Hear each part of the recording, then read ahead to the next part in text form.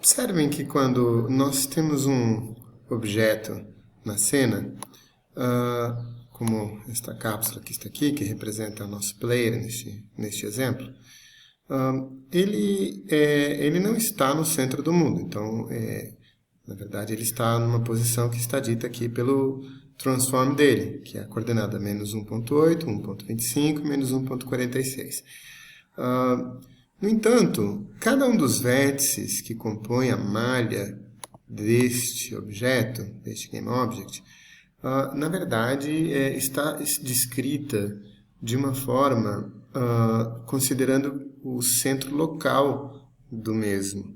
Então, cada um destes vértices que está aqui não está descrito na coordenada do mundo que está aqui, mas sim em relação à coordenada local onde ele foi modelado, por exemplo, no momento que ele foi criado, se for um exemplo, se for uma malha procedural ou uma malha primitiva. Então, a primeira etapa do pipeline gráfico vai consistir em fazer uma transformação de coordenadas de cada vértice da malha. Significa que nós vamos ter que reescrever cada vértice de cada triângulo agora no lugar em que ele ocupa no mundo. Considerando que a única informação que nós temos da posição desse objeto é essa que está aqui no componente de transformação.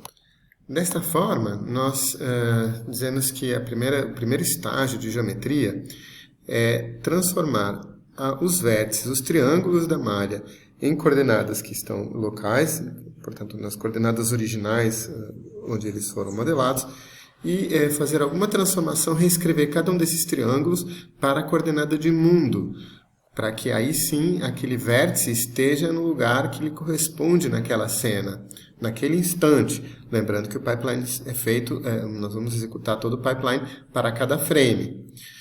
Uma vez feito isso, na verdade nós vamos ver que em computação gráfica é bastante interessante que o centro do mundo seja a câmera.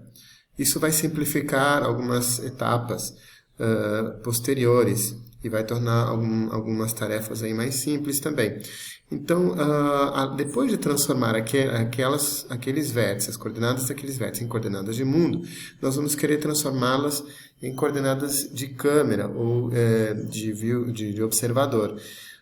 Então, nós vamos fazer uma nova transformação. Na verdade, esta transformação é transparente para a gente, ela só vai acontecer dentro do pipeline gráfico. Uma vez que, para mim, é mais interessante ver o centro do mundo, onde realmente o meu editor está me mostrando como sendo o centro 000. Então, esta etapa de transformação de coordenadas dos vértices para coordenadas de câmera, ela não vai ser explícita para mim, só vai acontecer durante o pipeline. Então, vamos lá. Suponha que nós temos um objeto aqui e temos o sistema de coordenada local dele, o 000 dele é esse centro aqui. Nós temos o mundo 3D todo aqui. A transformação de coordenadas locais dos vértices desse objeto significa reescrever cada um desses vértices aqui agora com os dados em relação ao ponto onde ele se encontra. Inclusive, o próprio centro local dele vai ter uma nova coordenada e que nada mais é do que aquela coordenada que está indicada no componente de transformação. E assim nós vamos fazer essa transformação, nós vamos fazer para cada objeto, GameObject da cena. E nós vamos ir colocando esses objetos nos seus respectivos lugares no mundo daquele instante de frame. Lembre-se que, inclusive, este mesmo asset pode ser diferentes GameObjects. Então, o asset vai ter um único sistema de coordenadas local para ele, mas ao ser instanciado e transformado em GameObject, cada uma das suas instâncias de objeto vai ter um sistema de coordenadas diferente. Neste processo de transformação, a própria câmera vai, inclusive, ser transformada e colocada no mundo, na posição onde essa câmera se encontra. Portanto, essa mesma transformação que aplicamos a todos os GameObjects, nós vamos também aplicar a câmera em questão. Só que depois de transformar todo mundo, nós queremos fazer com que a câmera seja o centro do mundo. Então, nós vamos trazer esse sistema de coordenadas global para cá. E fazer isso, na verdade, nada mais é do que transformar todo mundo, shiftar todo mundo, aplicar um offset para todo mundo que está na cena em relação a essa distância da câmera para o centro centro global. Obviamente aqui estamos por questões de facilidade de entendimento, falando que essa transformação é uma translação, mas tudo isso também, nós temos que também pensar que pode haver uma rotação e que também pode haver outros tipos de transformação, como por exemplo a escala dos objetos. Para entendermos como funciona essa transformação, nós vamos apresentar agora um conceito de transformações homogêneas. As transformações homogêneas consistem em criar matrizes que vão ser usadas para fazer as transformações. Nós vamos, na verdade, multiplicar os vértices por essas matrizes, e depois de multiplicados, esses vértices vão estar já transformados, seja em translação, rotação, escala ou até outros tipos de transformações. Bem, o conceito de transformações homogêneas diz o seguinte, que nós vamos acrescentar uma coordenada a mais no sistema de coordenadas que nós estamos usando. Então, se nós temos 3 coordenadas para representar um ponto 3D, x, y, z, nós vamos acrescentar uma 4ª coordenada, que nós vamos chamar de coordenada homogênea. Se nós estamos falando em 2D, também vamos usar transformações homogêneas. E nesse caso, a coordenada homogênea vai ser o terceiro índice. Nós vamos ter x, y e a coordenada homogênea, tipicamente representada pela letra W. Uma propriedade importante que nós vamos ver dessas transformações homogêneas é que essas matrizes permitem ser concatenadas e, com isso, montar uma única matriz que faz todas as transformações de uma só vez. Bem, lembrando que pontos nós representamos com 3 coordenadas, mas nós vamos colocar, para a coordenada homogênea, nós vamos colocar um índice mais, que vai ser o índice 1. O índice W vai ser 1. No caso de vetores, onde nós não temos, na verdade, no vetor um ponto, na verdade, o vetor nos dá basicamente a direção, o sentido e a intensidade, nós vamos colocar para a coordenada homogênea o valor 0. Se em algum momento, depois de diversas transformações, o meu vértice não estiver como 1 no sistema de coordenada homogênea, na coordenada homogênea, nós vamos ter que homogeneizar esse ponto, esse vértice. E fazer essa homogeneização significa dividir todo mundo, o x, y, z, pelo valor que temos em W, pelo PW, e inclusive o próprio PW. O PW vai passar a ser 1, e nós vamos ter outros valores para x, y, z. Esse processo nós chamamos de homogeneização do ponto.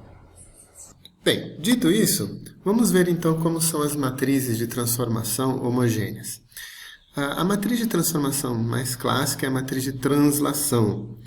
E a matriz de translação é essa que vocês estão vendo, onde a quantidade x, y, z de translação que nós vamos aplicar é este Vx, Vy, Vz. E o resto é uma matriz que vai ficar desse jeitinho que está aí. No caso, observem que usando o transform lá do Unity, nós vamos colocar a posição x, y, z do GameObject nestes 3 valores aqui, x, y, z. E assim vamos montar a matriz de transformação. Muito bem. Então, o nosso vértice então, vai ser multiplicado por essa matriz, e aqui nós vamos ter o vértice como px, py, pz, e ao multiplicarmos este vértice por esta matriz de transformação, nós vamos então estar transformando as coordenadas de todos os vértices daquela malha para esta nova coordenada, px mais vx, py mais vy, pz mais vz, e 1, porque continua sendo homogêneo. Percebam que ao resolver essa matriz, a coordenada homogênea continua valendo 1. E isso aqui corresponde a simplesmente fazer a soma dos dois vetores, vx, y, z, vx, vy, vz, com px, py, pz. Ora, e qual é a graça então? Por que fazer uma multiplicação muito mais complexa do que simplesmente somar dois vetores, somar dois valores vetoriais? Nós vamos ver depois que as matrizes homogêneas vão nos permitir fazer concatenações e com isso fazer transformações, várias transformações através de uma operação de matriz só. Observem que se, ao invés de termos um ponto px, py, pz e 1 aqui na coordenada homogênea, tivermos um vetor, portanto esse valor vai valer 0 aqui.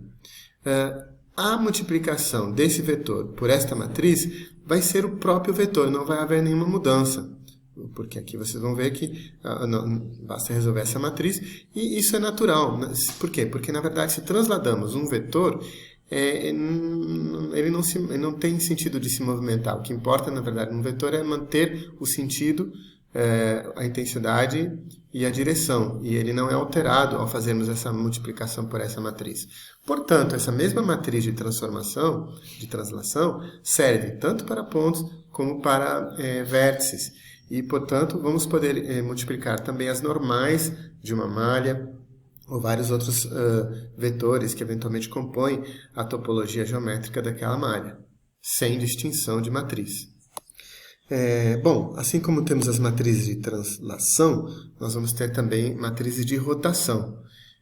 Sem entrar agora em detalhes, até porque exige uma matemáticazinha assim, um pouquinho mais complexa, essas são simplesmente aceitem, essas são as matrizes de rotação ao redor de cada um dos eixos, x, y e z, onde α é o ângulo de rotação que nós estamos aplicando no eixo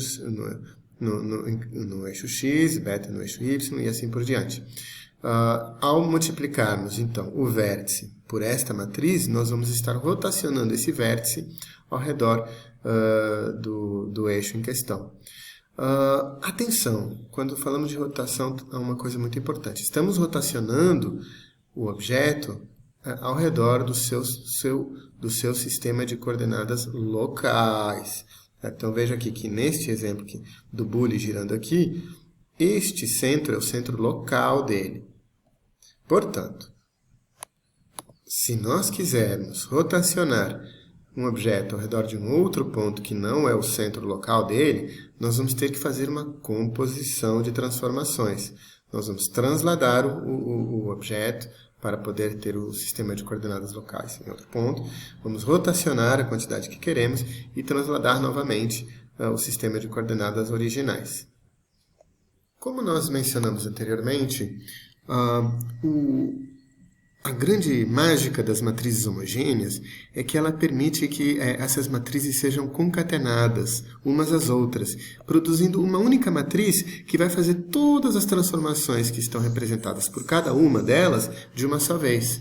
Então, por exemplo, se eu quiser aplicar rotação nos três eixos, uma quantidade de rotação nos três eixos, de uma só vez, não vou precisar multiplicar o ponto por três matrizes diferentes.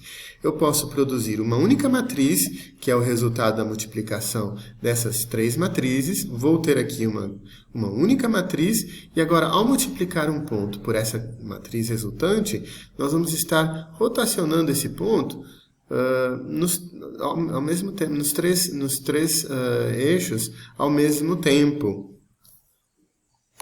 Bem, assim como temos as matrizes de translação, temos de rotação, também vamos ter uma matriz de escala. Essa aqui é a matriz de escala, onde nós temos esse Sx, Sy, Sz, a intensidade de transformação em cada um dos eixos do objeto. Se a gente vai transformar um objeto em todos os sentidos de forma igual, ou seja, crescer ele igualmente, sem perda de proporção, então, obviamente, Sx igual a Sy e igual a Sz.